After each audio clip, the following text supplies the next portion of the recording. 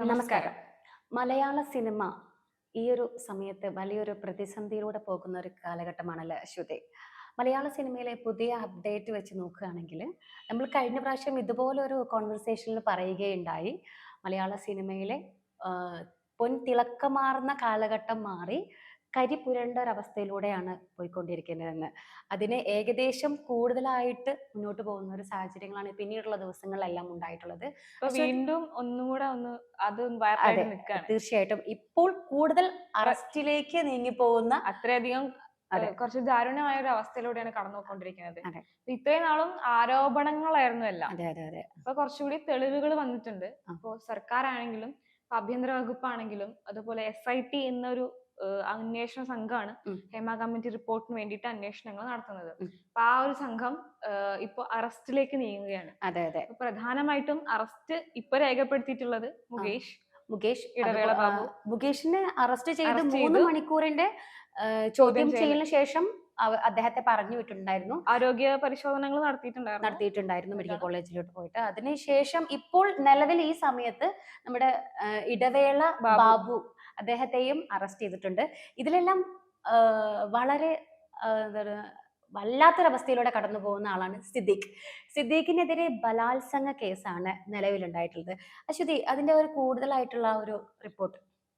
മറ്റു നടന്മാർക്ക് ഏറ്റവും അധികം വന്നിട്ടുള്ളത് ലൈംഗിക അതിക്രമണം എന്ന അതെ, ആ അതെ, ഒരു കേസാണ്. അതെ, പക്ഷെ അതെ. എന്നാ ഇപ്പോ സിദ്ദീഖിനെതിരെ വന്നിട്ടുള്ളത് ബലാത്സംഗ കുറ്റമാണ്. അതെ, ഈ ഹേമ കമ്മിറ്റി റിപ്പോർട്ടിൽ ഏറ്റവും കൂടുതൽ പരാമർശം നേരിടുന്ന ഒരു വ്യക്തി കൂടിയാണ് മലയാള സിനിമയിലെ എക്കാലത്തെയും ഹീറോ എന്നൊക്കെ നമുക്ക് പറയാൻ പറ്റുന്ന നടൻ സിദ്ദീഖ്.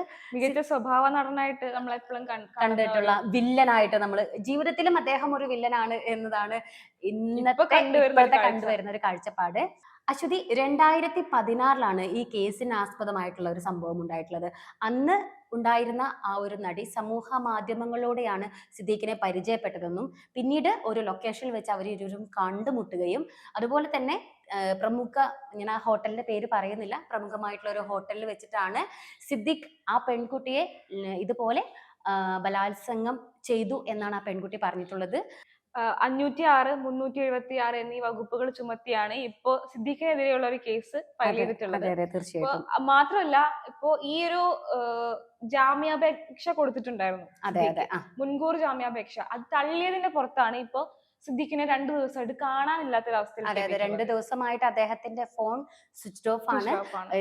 മറ്റുള്ള സമയങ്ങളിലെല്ലാം അദ്ദേഹം മാധ്യമപ്രവർത്തകരോടാണെങ്കിലും ശരി, മറ്റുള്ളവരോടാണെങ്കിലും ശരി, കൃത്യമായിട്ടുള്ള റിപ്ലൈ തന്നിരുന്നു. പക്ഷേ ഈ ഒരു ഹേമ കമ്മിറ്റി റിപ്പോർട്ടിന്റെ അടിസ്ഥാനത്തിൽ അദ്ദേഹത്തിന്റെ ആ ഒരു ജാമ്യാപേക്ഷ കോടതി തള്ളിയത് കൊണ്ട് തന്നെ അദ്ദേഹം ഇപ്പോൾ ഫോൺ സ്വിച്ച് ഓഫ് ആക്കുകയും ഒരു നിലവിൽ, ടവർ വഴിയുള്ള ഒരു അന്വേഷണം സാധ്യമല്ലാത്ത രീതിയിലാക്കി അതെ, വെച്ചിട്ടുണ്ട്. അതെ, പക്ഷെ കൊച്ചിയിലുണ്ട് തന്നെ പോലീസ് ഉറപ്പിച്ച് ഉറപ്പിച്ച് വിശ്വസിക്കുന്നുണ്ട്. വിശ്വസിക്കുകയാണ്. കാരണം കേരളം വിട്ടു പോകാൻ യാതൊരു ചാൻസും ഇല്ല എന്ന് തന്നെയാണ് പോലീസ് ഇപ്പോഴും വിശ്വസിക്കുന്നത്. ഇന്നലെ ഉച്ച മുതലൊക്കെയാണ് ഈ ഒരു വാർത്ത പുറത്തേക്ക് വരുന്നത്. അതെ, അതെ. ആ സമയം മുതൽ തന്നെ പോലീസ് നെടുമ്പാശ്ശേരി എയർപോർട്ട് വരെ ഉം, ഒരു ഒരു കർഫ്യൂ പോലെ ഉണ്ടായിരുന്നു. ഇപ്പൊ ഉം, സിദ്ദിഖിന് വേണ്ടിയുള്ള അന്വേഷണങ്ങൾ ഹോട്ടലുകളില്, സുഹൃത്തുക്കളുടെ വാഹനങ്ങള്, ഉം, ഹോട്ടലുകൾ എല്ലാം തന്നെ പരിശോധിച്ചിരുന്നു. ഉം. അപ്പൊ ഈ നെടുമ്പാശ്ശേരി എയർപോർട്ടിലും സിദ്ദിഖിന് വേണ്ടിയുള്ള ഒരു ലുക്കൌട്ട് നോട്ടീസ് ബട്ട് പുറപ്പെടുവിച്ചിട്ടുണ്ടായിരുന്നു. അശ്വതി, എനിക്കൊരു കാര്യം പറയാനുണ്ട്. അതായത് പണ്ട് നമ്മുടെ പ്രമുഖ നടൻ ദിലീപ് അദ്ദേഹത്തിനെ അറസ്റ്റ് ചെയ്യുന്ന ആ ഒരു സമയത്ത് പോലീസ് അദ്ദേഹത്തിന്റെ വീടിന് മുൻപിൽ ഉണ്ടായിരുന്നു എന്നാണല്ലോ നമ്മൾ അറിഞ്ഞിട്ടുണ്ടായിരുന്നത്. കാരണം അദ്ദേഹത്തിന്റെ ഹൈക്കോടതിയുള്ള ആ ഒരു വിധി റദ്ദാക്കുന്ന ആ ഒരു ടൈമിൽ തന്നെ അദ്ദേഹത്തെ അറസ്റ്റ് ചെയ്ത് അന്നത്തെ സാഹചര്യത്തിൽ. എന്നാൽ സിദ്ദീഖിന്റെ കാര്യത്തിൽ അങ്ങനെയല്ലായിരുന്നു അല്ലെ? അദ്ദേഹത്തിന് വേണ്ടുവോളം ഒളിക്കാനുള്ള ഒരു സിറ്റുവേഷൻ നമ്മുടെ പോലീസിന്റെ ഭാഗത്ത് നിന്ന് ഒരു വീഴ്ച പറ്റി എന്ന് തന്നെയാണ് ഇന്നത്തെ ആ ഒരു റിപ്പോർട്ടിലൂടെ നമുക്ക് മനസ്സിലാക്കാനായിട്ട് അപ്പൊ സാധിക്കുന്നത്. സിദ്ദീഖിനെ സംബന്ധിച്ചിടത്തോളം ഇഷ്ടം പോലെ സമയം കിട്ടിയിട്ടുണ്ട്. തീർച്ചയായിട്ടും, ഇപ്പൊ നല്ല തീർച്ചയായിട്ടും. രീതിയിൽ ഒരു പ്ലാൻ ചെയ്യാനും മാറാനും, അതെ. അതല്ലെങ്കിൽ ഇപ്പോ ഉം, ഒളിച്ചു നിന്നുകൊണ്ട് തന്നെ സുപ്രീം കോടതിയെ ഉം. ബന്ധപ്പെടാൻ വേണ്ടി ശ്രമിക്കുന്നുണ്ട്. തീർച്ചയായിട്ടും. സുപ്രീം കോടതിയിൽ ഒരു ഹർജി ഉം, വെക്കാനും സിദ്ദീഖ് ശ്രമിക്കുന്നുണ്ട് എന്നാണ് നമ്മൾ അറിയാൻ കഴിയുന്ന വാർത്തകള്. ഉം. പക്ഷെ അതിനെയും തള്ളും, അതല്ലെങ്കിൽ അതിന് ഒരു ബദൽ ആയിട്ടുള്ള ഒരു ഹർജി വെക്കും എന്നൊക്കെ ഇപ്പോ പരാതിക്കാരിയുടെ ഭാഗത്തു നിന്നും വന്നിട്ടുണ്ട്. തീർച്ചയായിട്ടും ഈ ഹൈക്കോടതിയുടെ ഇപ്പൊ ഈ ഒരു സിദ്ദീഖിനെതിരെയുള്ള ഈ ഒരു അപ്പീല് അവര് മാറ്റാനുള്ള സാഹചര്യം തന്നെ എന്താണെന്ന് വെച്ചാല് ഇത്രയും ഉന്നതങ്ങളിൽ ഇടപാടുള്ള ഒരാളാണ്. മാത്രമല്ല മറ്റുള്ള ആളുകൾ അതിപ്പം നടന്മാരായിക്കോട്ടെ മറ്റുള്ള പല പ്രമുഖന്മാരെയും നമ്മളിപ്പോ ആ ഒരു ലിസ്റ്റിലേക്ക് നമ്മൾ പല കാര്യങ്ങളും കേട്ട് വരുന്നുണ്ട്. ഉള്ളതെല്ലാം സത്യമാണോ എന്നുള്ള കാര്യം നമുക്കറിയില്ല. 55ഓളം ആ റിപ്പോർട്ടിൽ 55ഓളം പീഡന കേസുകളുണ്ട്. കേസുകളുണ്ട് എന്നാണ് പറയുന്നത്. അതിൽ 35ഓളം കേസുകൾ മരണപ്പെട്ടു പോയവരായിട്ടും സംശയമുള്ള ആ ഓരോതിലായിട്ടും ഒക്കെ അങ്ങോട്ട് മാറിയെങ്കിലും 20 കേസിൽ 20 സിദ്ദീഖിനെതിരെ കർശനമായിട്ടുള്ള ബലാത്സംഗ കേസ് ഉള്ളത് കൊണ്ടാണ്, കുറച്ചുകൂടി ഗുരുതരമായിട്ടുള്ള കുറ്റമാണ്. ഗുരുതരമായിട്ടുള്ള കുറ്റമായതുകൊണ്ടാണ് ഹൈക്കോടതി ഇന്നത്തെ നിലവിൽ നമ്മൾ സിദ്ദീഖിനെ അറസ്റ്റ് ചെയ്യാനായിട്ട് ഇപ്പൊ ഒരു വാറണ്ട് പുറപ്പെടുവിച്ചിട്ടുള്ളത്.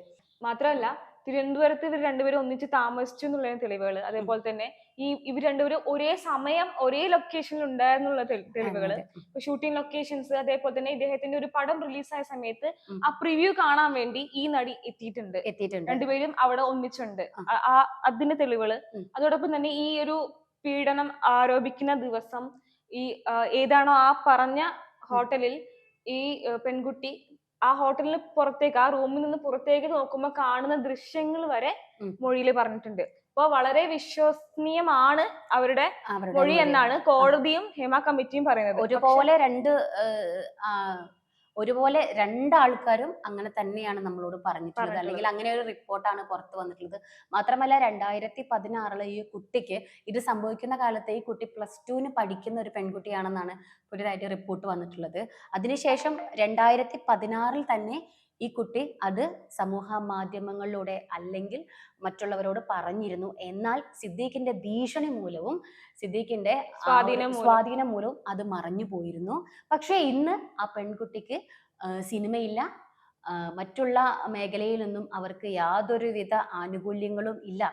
ഇനി എന്തിന് ഞാൻ ഈ കാര്യം മറച്ചു വെക്കണം എന്നാണ് ആ പെൺകുട്ടി പറയുന്നത്. മാത്രമല്ല ഇതില് ഇപ്പോ ഈ പെൺകുട്ടി കൊടുത്ത മൊഴികളില് എല്ലാം തന്നെ വിശ്വസനീയമല്ല എന്നൊരു വാദം സിദ്ദീഖ് കോടതി മുൻപായി വെച്ചിരുന്നു. ആ വാദം തള്ളിക്കൊണ്ടാണ് ഇപ്പൊ ഈ ജാമ്യത്തിന് വേണ്ടി കൊടുത്ത അപേക്ഷ തള്ളിയിട്ടുള്ളത്. കാരണം അവര് പറഞ്ഞ വാദങ്ങള് സത്യമാണ് എന്ന് കോടതിക്ക് ഒറ്റ നോട്ടത്തിൽ മനസ്സിലായി എന്ന രീതിയിലാണ് ഇപ്പൊ കോടതി നിൽക്കുന്നത്, ഹൈക്കോടതി നിൽക്കുന്നത്. അപ്പൊ ഇതിനെതിരെയാണ് സുപ്രീം കോടതിയെ സമീപിക്കാൻ വേണ്ടിയിട്ട് ഇപ്പൊ സിദ്ദീഖ് ശ്രമിച്ചുകൊണ്ടിരിക്കുന്നത്. പക്ഷെ സുപ്രീം കോടതിയിലും ഇങ്ങനൊരു കാര്യം ചെല്ലുമ്പോൾ, ഇത്രയധികം തെളിവുകൾ ഉള്ളപ്പോൾ അതും മുൻകൂർ ജാമ്യം തള്ളിപ്പോകാൻ തന്നെയാണ് സാധ്യതയുള്ളൂ. പക്ഷെ സുപ്രീം കോടതി ഒരു എന്തെങ്കിലും ഒന്ന് പുറപ്പെടുപ്പിക്കും വരെ ഞാൻ ഒളിവിലായിരിക്കും എന്നൊരു നിലപാടാണ് സിദ്ദീഖിന്റെ ഭാഗത്തുനിന്ന് വരുന്നത്. അതെ, എന്തെങ്കിലും ഒരു കച്ചിത്തുരുമ്പ് സിദ്ദീഖിന് കിട്ടും എന്ന പ്രതീക്ഷയിൽ തന്നെയാണ് അദ്ദേഹം ഇപ്പോൾ ഒളിവിൽ പോയിട്ടുള്ളത്. മാത്രമല്ല ഇടവേള ബാബു അദ്ദേഹത്തിന്റെ ഈ ഒരു അറസ്റ്റോട് കൂടിയിട്ട് ഇനിയും കുറച്ചുകൂടി ആളുകൾ ഈ ഒരു മേഖലയിൽ നിന്ന് അറസ്റ്റിലാക്കപ്പെടും എന്ന് തന്നെയാണ് റിപ്പോർട്ടുകൾ മുന്നോട്ട് പോകുന്നത്. ഇപ്പൊ ഇത്തരം ഒരു മുൻകൂർ ജാമ്യം തള്ളൽ കോടതിയുടെ ഭാഗത്തുനിന്നുണ്ടായ ഈ ഒരു നിയമ നടപടി കുറച്ചുകൂടെ എന്താ പറയാ, ഈ ഒരു അതിജീവതയെ സപ്പോർട്ട് ചെയ്യാൻ വേണ്ടിയിട്ടുള്ളതാണെന്നുള്ള ഒരു കാര്യം കൂടി ഈ കോടതി വിധി തെളിയിക്കുന്നുണ്ട്. കാരണം ആരാണോ അതിജീവത അവരോട് കൂടെയാണ് കോടതി അല്ലെങ്കിൽ നിയമം സർക്കാർ എന്ന രീതിയിലേക്ക് വരണം എന്നൊരു തീരുമാനം കൂടി, അതല്ലെങ്കിൽ അവരെ സമൂഹ മാധ്യമങ്ങളിലൂടെയും മറ്റ് ഈ പ്രതിക്ക് സ്വാധീനിക്കാൻ കഴിയുന്ന മാർഗങ്ങളിലൂടെ അവരെ താഴ്ത്തി കെട്ടാതെ അവരുടെ അഭിമാനത്തിനെ സംരക്ഷിക്കുന്ന രീതിയിലാണ് കോടതി ഇപ്പൊ ഈ ജാമ്യം തള്ളിയിട്ട് മുന്നോട്ട് വന്നിട്ടുള്ളത്. മലയാള സിനിമയിലെ നടൻ മാത്രമല്ല, നമ്മുടെ ഭരണ സംഘടനയുടെ MLA കൂടിയായിട്ടുള്ള മുകേഷിനെ ഇന്നലെ 3 മണിക്കൂർ ചോദ്യം ചെയ്തു എന്നുള്ളതാണ് നമുക്കറിയാവേണ്ടത്. ഈ ഒരു ചോദ്യം ചെയ്യലിന്റെ വിശദാംശങ്ങൾ എന്തെങ്കിലും പുറത്തേക്ക് വന്നിട്ടുണ്ടോ അശ്വതി? ചോദ്യം ചെയ്യലിന്റെ വിശദാംശങ്ങൾ SIT പുറത്തേക്ക് വിട്ടിട്ടില്ല ഇതുവരെ. പക്ഷെ എന്നാ 3 മണിക്കൂർ നേരം ഒരു MLA കൂടിയായ ഒരാളെ എന്തായിരിക്കും ചോദിച്ചിട്ടുണ്ടാവുക എന്നുള്ളത് വളരെയധികം പ്രാധാന്യമേറിയ ഒരു കാര്യം കൂടിയാണ്. കാരണം ഈ പറയുന്ന സിദ്ദീഖിനോ മറ്റ് താരങ്ങൾക്കോ വന്നതുപോലെ അലിഗേഷൻ അല്ല മുകേഷിന് നേരെ വന്നിട്ടുള്ളത്. പക്ഷെ മുകേഷിന് കുറച്ചുകൂടെ നല്ല രീതിയിൽ അതിനെ ഡിഫെൻഡ് ചെയ്യാൻ കഴിഞ്ഞിട്ടുണ്ട്. കാരണം വാട്സപ്പ് ചാറ്റുകളായിട്ടും അങ്ങനെ ഒരുപാട് തെളിവുകൾ മുകേഷ് കോടതിക്ക് മുൻപാകെ വെച്ചിട്ടുണ്ടായിരുന്നു. അതുകൊണ്ട് കൂടിയാണ് മുകേഷിന് മുൻകൂർ ജാമ്യം ലഭിച്ചത്. മാത്രമല്ല ഇടവേള ബാബുവും കുറെ തെളിവുകൾ ഹേമ കമ്മിറ്റിക്ക് മുൻപാകെ അല്ലെങ്കിൽ ആ ഒരു അന്വേഷണ സംഘത്തിന് മുൻപാകെ സമർപ്പിക്കാനായിട്ട് ഇന്ന് അറസ്റ്റ് ചെയ്യുന്ന സമയത്ത് എത്തിച്ചിട്ടുണ്ടായിരുന്നു. അദ്ദേഹത്തിന്റെ ആ ഒരു വിവരങ്ങളൊന്നും നമുക്ക് ഇതുവരെ ലഭിച്ചിട്ടില്ല. ഇനിയും എത്ര ആളുകൾ, അതിപ്പോ നമ്മളുടെ കുറച്ച് ദിവസങ്ങൾക്ക് മുമ്പ് നിവിൻ പോളി അടക്കമുള്ള മുൻനിര നായകന്മാർ വരെ ഇതിനെതിരെ അതെ, ജയസൂര്യ അമേരിക്കയിൽ നിന്നും എത്തിയിട്ടുണ്ട്. ജയസൂര്യക്കെതിരെയും വല്ലാത്തൊരു അലിഗേഷൻ തന്നെയാണ് ഇപ്പൊ ഹേമ കമ്മിറ്റി റിപ്പോർട്ടിൽ ഉണ്ടായിട്ടുള്ളത്. ഒന്നിലധികം അലിഗേഷൻസ് ആണ് ജയസൂര്യക്കെതിരെ വന്നിട്ടുണ്ടായിരുന്നത്. പക്ഷെ ജയസൂര്യ ആകെ പ്രതികരിച്ചത് ഫേസ്ബുക്കിൽ ഒരു പോസ്റ്റിലൂടെ മാത്രമാണ്. പക്ഷെ ഒരു അറസ്റ്റിലേക്കോ അങ്ങനൊന്നും ഇതുവരെ നീങ്ങിയിട്ടില്ല. ചിലപ്പോൾ ആ ഒരു കേസിൽ കൂടുതലായിട്ടുള്ള നിയമ നടപടികൾ നടന്നുകൊണ്ടിരിക്കുന്നേ ഉണ്ടാവുള്ളായിരിക്കും. എത്തിയതിനു ശേഷം കാര്യമായ രീതിയിൽ ജയസൂര്യ ആരോടും സംസാരിച്ചില്ല. ഒരു ഫേസ്ബുക്ക് പേജ് പോസ്റ്റ് അത് മാത്രമേ ഉണ്ടായിരുന്നുള്ളൂ. അതിനുശേഷം ഇന്റർവ്യൂ അല്ലെങ്കിൽ പത്രസമ്മേളനോ.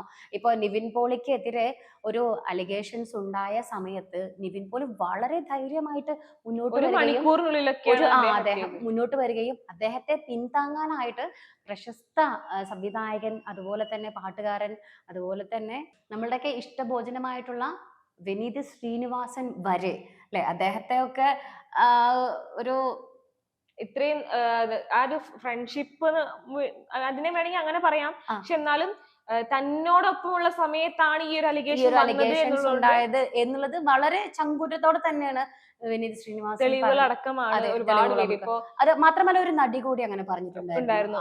വിനീത് ശ്രീനിവാസൻ സംവിധാനം ചെയ്ത ഒരു സിനിമയുടെ ലൊക്കേഷനിൽ ഉള്ള സമയത്താണ് ഈ ഒരു അലിഗേഷൻ വന്നു എന്നാണ് പറയുന്നത്. പക്ഷെ ആ സമയത്ത് ഈ പറഞ്ഞ ലൊക്കേഷൻ അല്ല നിവിൻ പോളി ഉള്ളത്, തന്നോടൊപ്പമാണ് എന്ന് വിനീത് ശ്രീനിവാസനും അതോടൊപ്പം തന്നെ ആ ലൊക്കേഷനിൽ ഉണ്ടായിരുന്ന പലരും വന്ന് പറഞ്ഞിട്ടുണ്ടായിരുന്നു. തീർച്ചയായിട്ടും. അതുപോലെ തന്നെ നമ്മുടെ മലയാള സിനിമയുടെ നടി രേവതി, അതുപോലെ തന്നെ പ്രശസ്തനായ സംവിധായകൻ രഞ്ജിത്ത്, ഈ രണ്ടുപേരെ വെച്ചിട്ടും ഇങ്ങനെ ഒരു ന്യൂസ് വന്നിട്ടുണ്ടായിരുന്നു. എന്നാൽ പിന്നീട് അത് വെറും ഒരു പബ്ലിസിറ്റിക്ക് മാത്രമായിട്ടാണ് ഇങ്ങനെയൊരു അലിഗേഷൻസ് പറഞ്ഞുണ്ടാക്കിയത് എന്ന് വരെ പറയുകയുണ്ടായി. ഇതിലൊക്കെ എത്രമാത്രം സത്യം ഉണ്ടോ എന്നുള്ളത് വിശ്വസിക്കാൻ പറ്റുന്ന ഒന്നും നമുക്ക് അറിയില്ല. അതാണ് ഏറ്റവും വലിയ സത്യം. മാത്രമല്ല ഇനി ഹേമ കമ്മിറ്റി റിപ്പോർട്ട് നമ്മളിലേക്ക്, ജനങ്ങളിലേക്ക് എത്തിയാൽ മാത്രമേ എത്രയൊക്കെ മലയാള സിനിമയിലെ ആക്ട്രസ് അനുഭവിച്ചിട്ടുള്ള ആ ഒരു പീഡന രംഗങ്ങൾ നമുക്ക് അറിയാൻ കഴിയുള്ളൂ. എനിക്ക് തോന്നുന്നു ഇതെന്റെ ഒരു നിഗമനം മാത്രമാണ്, ഈ ഒരു അവസ്ഥ സാധ്യമാക്കുന്നത് ഇപ്പോ ഈ ഹേമ കമ്മിറ്റി റിപ്പോർട്ട് വരുന്ന തന്നെ 4 വർഷം വൈകിട്ടാണ്. അതെ അതെ. അതും കഴിഞ്ഞ് ആ ഒരു റിപ്പോർട്ടിന്റെ ഒരു പ്രാധാന്യം വന്ന് പിന്നെ അത് കെട്ടു, വേറെ പല പല വാർത്തകൾ കയറി വന്നു. പിന്നെ അതും കഴിഞ്ഞ് ഇപ്പൊ ഒരു സാഹചര്യത്തില് ഒരു മാസത്തോളം അല്ലെങ്കിൽ 1.5 മാസത്തോളം കഴിഞ്ഞിട്ടാണ് ഇപ്പൊ ഒരു അറസ്റ്റ് തന്നെ ഉണ്ടാകുന്നത്. അതെ അതെ. ഇത്രയും സമയം കിട്ടുമ്പോ പ്രതിയാണ് എന്ന് ആരോപിക്കപ്പെട്ടവർക്ക് രക്ഷപ്പെടാനുള്ള അവസരം. അതെ, ഒത്തിരി അവസരങ്ങൾ ഇതിനിടയിലുണ്ട്. അശ്വതി പറഞ്ഞ ഒരു കാര്യത്തിന്റെ ബേസിലായിട്ട് ഞാനൊരു കാര്യം പറഞ്ഞോട്ടെ. വയനാട്ടിലെ ആ ഒരു അതിക്രമങ്ങൾ, അല്ലെങ്കിൽ പ്രകൃതി നമ്മളോട് ചെയ്ത അതിക്രമങ്ങൾ, അവിടെ ഉണ്ടായിട്ടുള്ള മറ്റു ആളുകളുടെ കടന്നു കയറ്റം, അതിനെ ജനങ്ങളിൽ നിന്ന് മറയ്ക്കാനാണോ ഇപ്പൊ ഉള്ള ഈ ഒരു അറസ്റ്റ്? അതായത് കഴിഞ്ഞ 3-4 ദിവസമായിട്ട് മുഖ്യമന്ത്രിയുടെ ആ ഒരു പിന്നെ ദുരിതാശ്വാസ നിധിയുടെ ആ ഒരു കണക്കെടുപ്പ് വൻ വിവാദമായിട്ടുള്ള ഒരു സാഹചര്യമാണ്. സർക്കാരിലേക്ക് കൊടുത്ത എസ്റ്റിമേറ്റിന്റെ ഒക്കെ ചർച്ചകളായിരുന്നു ഉണ്ടായിരുന്നത്. അതെ അതെ. പിന്നെ അതേപോലെ തന്നെ ഇപ്പോ നമ്മുടെ ADGPയുടെ വാർത്ത, നമ്മുടെ നിലമ്പൂർ MLA പറഞ്ഞിട്ടുള്ള ആരോപണങ്ങൾ ഇതെല്ലാം വളരെ കത്തി നിൽക്കുമ്പോൾ അടുത്ത ന്യൂസ് വരും. പ്രത്യേകിച്ചും ഹേമ കമ്മിറ്റി ബേസ് ചെയ്തൊരു ന്യൂസ് വരുന്നു. ഇതെല്ലാം കെട്ടുപോകുന്നു. തീർച്ചയായിട്ടും ഈ ഒരു മലയാള സിനിമയിൽ ഉണ്ടായിട്ടുള്ള ഈ ഒരു വൻ ദുരന്തം എന്ന് തന്നെ നമുക്ക് പറയാം. നമ്മളും ഇതേ ഒരു മേഖലയിലൂടെ സൈഡിലൂടെയൊക്കെ കടന്നു പോകുന്ന ഞങ്ങളെ പോലെയുള്ളവർക്ക് പോലും ഇതൊരു നനഞ്ഞ പടക്കമായിട്ടാണ് തോന്നുന്നത്.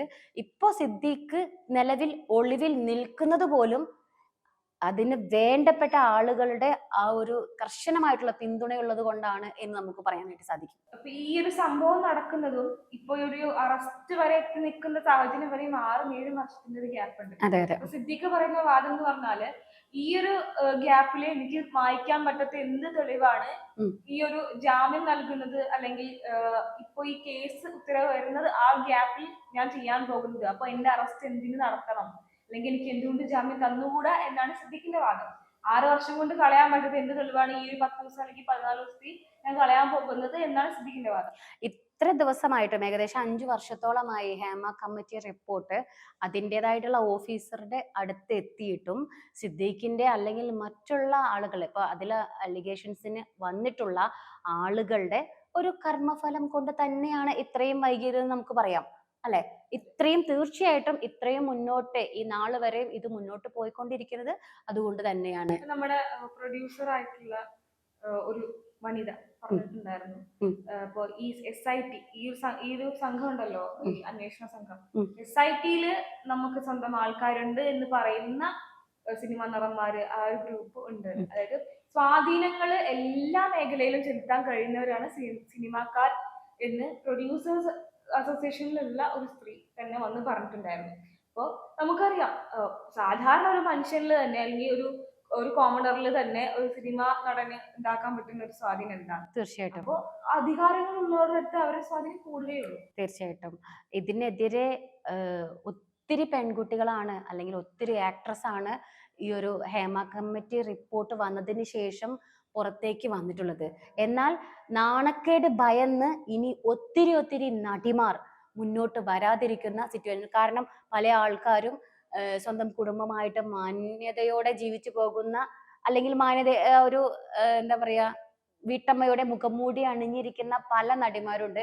പക്ഷെ അതിനൊക്കെ കോട്ടം തട്ടും എന്നുള്ളതിനാൽ പല ആളുകളും ഇപ്പൊ സിദ്ദീഖിനെ പോലെയുള്ള ആക്ടറിനെ കുറിച്ചിട്ട് ഒരു നടി വെളിപ്പെടുത്തിയിട്ടുള്ളത് എന്താണെന്ന് വെച്ചാൽ അവരുടെ കൂട്ടുകാർക്ക് വരെ ഇയാളിൽ നിന്നും കടന്നാക്രമണമാണ് ഉണ്ടായിട്ടുള്ളത്. മറ്റുള്ള ജയസൂര്യ, ഇടവേള ബാബു അല്ലെങ്കിൽ മുകേഷ് അതുപോലെയുള്ള മറ്റു നടന്മാരെ പോലെയല്ല, ഇയാൾ തങ്ങളെ ബലാത്സംഗം ചെയ്യാനാണ് ശ്രമിച്ചിട്ടുള്ളത്. അത്രയും വലിയൊരു അലിഗേഷൻസ് ആണ്. അതെ നിലവില് ഇങ്ങനെ ഒരു ക്യാരക്ടർ ഉള്ള ഒരാളെ ഇത്രയും വലിയൊരു പദവിയിലും കൂടി എത്തിച്ചു കഴിഞ്ഞാൽ അയാളുടെ ആ ഒരു ധാർഷ്ട്യം കൂടുകയുള്ളൂ. തീർച്ചയായിട്ടും അമ്മയിലൊരു അവസരം അല്ലെങ്കിൽ അമ്മയിലെ ആ ഒരു സീറ്റിന് ഒരു അവസരം വേണമെങ്കിൽ എന്റെ കിടക്ക പങ്കിടണം എന്ന് തന്നെയാണ് ഇയാൾ മറ്റുള്ളവരോട് പറഞ്ഞിട്ടുള്ളത്. അങ്ങനെയും ആ കുട്ടി പറയുകയുണ്ടായി. അത് എനിക്ക് വേണ്ട എന്ന് പറഞ്ഞ് അല്ലെങ്കിൽ ഭീഷണിപ്പെടുത്തുക, കാരവാനിൽ വെച്ചിട്ട് അവരെ കടന്നാക്രമിക്കുക, അങ്ങനെ നമുക്ക് നേരിട്ട് തന്നെ നമ്മളോട് നമ്മുടെ ചാനലിൽ നേരിട്ട് തന്നെ പല നടിമാരും വന്നിട്ട് റിപ്പോർട്ട് ചെയ്തിട്ടുണ്ട്. വളരെ മുൻപ് ഹേമ കമ്മിറ്റി റിപ്പോർട്ട് ഇപ്പോൾ വരുന്നതിന് മുൻപ് തന്നെ. പക്ഷെ അന്നൊന്നും നമുക്ക് സിദ്ദീഖിനെ കുറിച്ചിട്ട് ഇങ്ങനെയുള്ള അലിഗേഷൻസ്, പക്ഷെ അന്നൊന്നും നമ്മൾക്ക് ഇതിനെതിരെ പറയാനോ ഒരു സ്പേസും ഉണ്ടായിരുന്നില്ല. അതുകൊണ്ട് മാത്രമാണ് ഈ ചാനൽ ഇതുവരെ മുന്നോട്ട് ഇക്കാര്യം പറയാതിരുന്നിട്ടുണ്ടായിരുന്നത്. മാത്രമല്ല അവരൊക്കെ പറയുന്ന ഒരു കാര്യം മാത്രമല്ല, ഇപ്പൊ ഈ ഒരു കാര്യം പുറത്തേക്ക് എത്തിക്കഴിഞ്ഞാൽ അവര് തന്നെ ഇത് വീണ്ടും പറയുമോ എന്നത് നമുക്ക് തന്നെ സംശയമുള്ള. തീർച്ചയായിട്ടും നമ്മളൊരു അലിഗേഷൻ വെക്കുമ്പോൾ അതിനൊരു പ്രൂഫ് വേണം. ഞാൻ നേരത്തെ പറഞ്ഞ പോലെ പല സ്ത്രീകളും പല രാജ്യങ്ങളിലും അല്ലെങ്കിൽ കേരളത്തിൽ തന്നെ വളരെ സന്തുഷ്ടകരമായിട്ട് ജീവിക്കുന്ന കുടുംബ സാഹചര്യങ്ങളിൽ ഉള്ളവരൊക്കെയാണ്. അവർ വീണ്ടും അത് എടുത്തിട്ട് തന്റെ പേര് നശിപ്പിക്കേണ്ട എന്ന് കരുതി പറയാനും ചാൻസ് ഇല്ല. ഞാൻ നേരത്തെ പറഞ്ഞു വന്നതാണ്, പറഞ്ഞത് 100 പെൺകുട്ടികളാണെങ്കിൽ പറയാത്തത് 1000 മടങ്ങ് പെൺകുട്ടികളാണ്. അത് സിദ്ദീഖിനെ പോലെയുള്ള നരാധമന്മാർക്കെതിരെയാണ് അവർ പറഞ്ഞിട്ടുള്ളത്. മലയാള സിനിമയുടെ ചിരിവസന്തമായിരുന്ന അല്ലെങ്കിൽ മലയാള സിനിമയുടെ പൊൻതിളക്കം, സ്വഭാവ നടൻ, അങ്ങനെയുള്ള പലവിധ കാറ്റഗറിയിലൂടെ കടന്നുപോയിട്ടുള്ള സിദ്ദീഖിനെതിരെ ഇത് പറയുമ്പോൾ അല്ലെങ്കിൽ ഇത്രയും ഉന്നതിയിൽ തീർച്ചയായിട്ടും ഒരു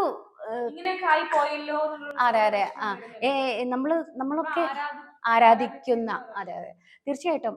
എനിക്ക് ഒരു കാര്യം പറയാനുണ്ട്, എൻ്റെ പേഴ്സണൽ അഭിപ്രായമാണ് ശ്രുതി. മലയാള സിനിമയിലെ മുൻ നിര അല്ലെങ്കിൽ യുവ നടന്മാർക്കെതിരെ ഒന്നും ആരും അലിഗേഷൻസ് പറഞ്ഞിട്ടില്ല. പൃഥ്വിരാജ്, ഇന്ദ്രജിത്ത്, അതുപോലെ തന്നെ ആസിഫ് അലി, ദുൽഖർ സൽമാൻ, ടൊവിനോ തോമസ്, ഇവരെ കുറിച്ചൊന്നും ആരും ഇതുവരെ റിപ്പോർട്ടിൽ വന്നിട്ടില്ല. ഇനിയിപ്പോ ഹേമ കമ്മിറ്റി റിപ്പോർട്ടിൽ ആരൊക്കെ ഉണ്ടെന്ന് നമുക്ക് കണ്ടറിയണം. കൂടുതലായിട്ട് വരുന്ന വാർത്തകൾ നമ്മൾ കണ്ടറിയുക വേണം. കാരണം ഓരോ നിമിഷവും പോലീസിന്റെ ഭാഗത്തു നിന്ന് വളരെ നല്ല രീതിയിലുള്ള അന്വേഷണം ഇപ്പൊ നടക്കുന്നുണ്ട്. ഒരു സമയത്ത് അവരൊന്ന് അലംഭാവം കാണിച്ചെങ്കിലും ഇപ്പൊ നല്ല രീതിയിലുള്ള ഒരു സപ്പോർട്ടും തരുന്നുണ്ട് പോലീസിന്റെ ഭാഗത്തുനിന്ന്. അപ്പൊ അതുകൊണ്ട് തന്നെ അടുത്ത ഏത് നിമിഷത്തിലും സിദ്ദീഖ് അറസ്റ്റിലായേക്കാം. അങ്ങനെയുള്ള വാർത്തകളുമായിട്ട് നമ്മൾ തീർച്ചയായിട്ടും വരും. മാത്രമല്ല ഇനി ആരൊക്കെ അറസ്റ്റ് ആവുന്നു അല്ലെങ്കിൽ ഈ ഒരു റിപ്പോർട്ടിന്റെ അല്ലെങ്കിൽ ഈ ഒരു കേസിന് ആസ്പദമായിട്ട് എന്തെല്ലാം ഉണ്ടാകുന്നു എന്നുള്ള പുതിയ അപ്ഡേറ്റുമായിട്ട് ഞങ്ങൾ വീണ്ടും തീർച്ചയായിട്ടും നിങ്ങളുടെ അടുത്തേക്ക് വരും. വീഡിയോ ഇഷ്ടപ്പെട്ടാൽ തീർച്ചയായിട്ടും ലൈക്ക് ചെയ്യാനും നിങ്ങളുടെ കൂട്ടുകാരിലേക്ക് ഷെയർ ചെയ്യാനും മറക്കരുത്. നന്ദി.